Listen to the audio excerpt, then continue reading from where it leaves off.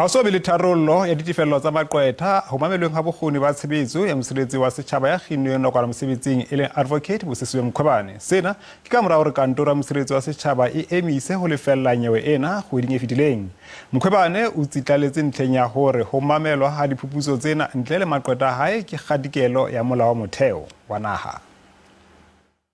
There's urgent and serious work that is, as we sit here now, that is underway to follow up and make true the commitment that we made on Friday, that we don't want this inquiry to stop in the middle, and that is continuing. So, and as I speak now, we don't necessarily have what the outcome of that and the details of that.